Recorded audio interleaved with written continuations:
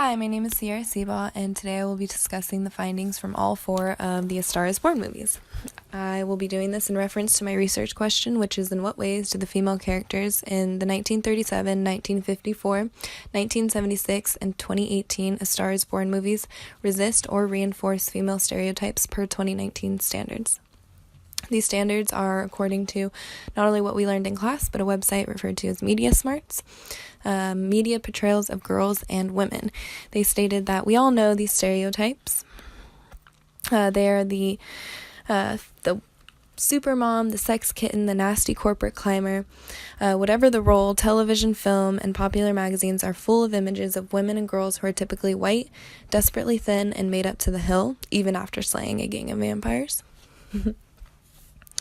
To conduct my research, I took notes of all four of the movies and noted all of the times I found the leading female characters to be either resisting or reinforcing stereotypes we would recognize in 2019.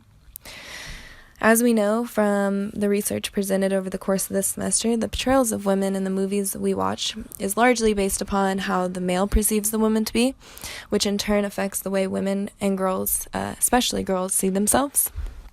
I think this research project is important because, as we know from the Representation Project, they stated that the media is selling young people the idea that girls' and women's values lies in their youth, beauty, and sexuality, and not in their capacity as leaders. There's a common theme to all four of the movies, which is the woman meets a famous actor or performer unexpectedly, and they fall in love. He then jumpstarts her career in the music or film industry. But he also has a really bad drinking problem that ultimately leads him down a path of remorse and suicide, leaving her to pick up all the pieces. As the movie progresses through time, there are many changes in the film, specifically how the female characters resist or reinforce the stereotypes. For starters, in the 1937 film, Esther was portrayed much more innocently. She wore more conservative clothing and gave off a very naive personality.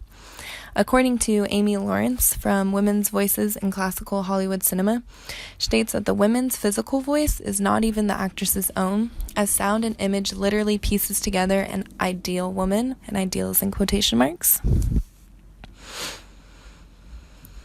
Her clothing was a way of resisting stereotypes per 2019 standards because women in film tend to wear much more revealing clothing. And this theme of clothing changed for every movie, and as we got closer to 2019, the more revealing the outfits became.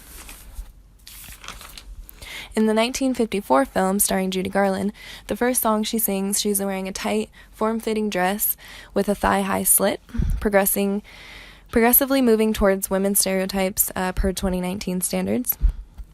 Then, in the 1976 film, we see a huge difference in Barbra Streisand's clothing. This is where I began to notice women dressing very similar to how they would per 2019 standards, reinforcing the stereotypes of our current time. Her outfit showed much more skin, and she embraced her feminine style far more than in the previous films. As we take one step closer to the 2018 film starring Lady Gaga, her clothing most resembled the 2019 standards, completely reinforcing the stereotypes of women in film. Next, I want to discuss personality and appearance. In both the 1937 and the 1954 films, the women are fairly submissive and only somewhat independent. In all of the films, the women sacrifice both their reputation and career for the men that they love, which would reinforce the standards per 2019. However, in the 2018 film, Lady Gaga takes her role as the woman and really stands apart from the rest, and also from the expected stereotypes of 2019. She punches a guy in a bar, and she gives Jack an ultimatum that she actually won't come back for him again after he ends up passing out drunk in the bushes of his neighbor's yard. So following back along the lines of reinforcing the stereotypes would be the emphasis placed on how all of these women looked in the films. In all of the movies from 1937 to the most recent 2018, appearance was definitely a priority.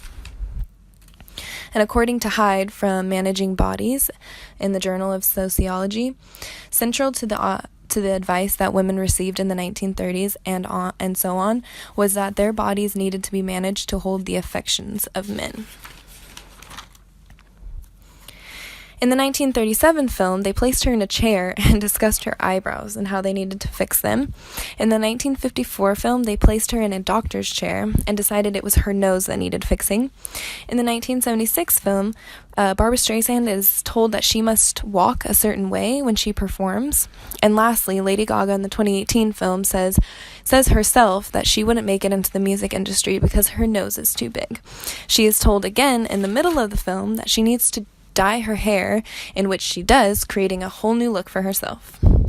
I feel this is where I saw the most recent A Star is Born movie, appealing to the female stereotypes per 2019 standards. The first two Star is Born movies also make the actresses change their name because I guess their given name was not star-worthy. This again appeals to the stereotypes of 2019 and the female characters that are represented in the media because more often enough the women must adapt to what is most appealing to the male directors. This includes their body shape and image. Every female character in The Star is Born reinforced the stereotypes per 2019 standards of a thin, perfect figure.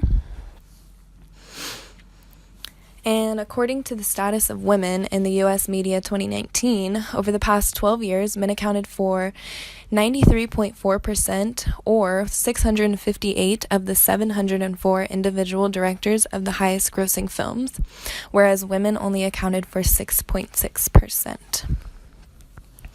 I would also like to reference a graph at this time by Marissa Hewson, from How Balanced is Gender Representation in Media, just to give a better visual of what women directors were up against at this time.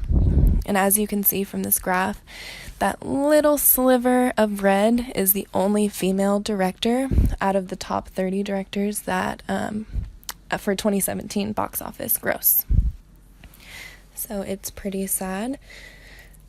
Lastly, I want to make note that all of the women in the A Star is Born films also came from nothing or had little part-time serving jobs or did some type of hospitality work, emphasizing that they were all really career-driven. Even when they ended up making it in the big world, they still had a huge passion and put their career before a lot of things. And I find this to be resisting the usual stay-at-home housewife stereotypes of 2019. And actually, from a study by Kenneth Allen from Sex Roles in the Journal of Research, there was a consistent percentage of women portrayed in the work setting. Women actually were 6 times more likely to be pictured working in the 1980s than parenting.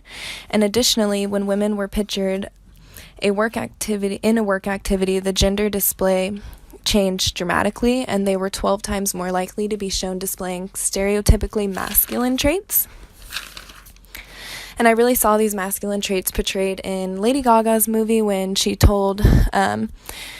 told to take out the trash by her boss instead of sweeping or wiping tables, which would be a more common theme from a woman.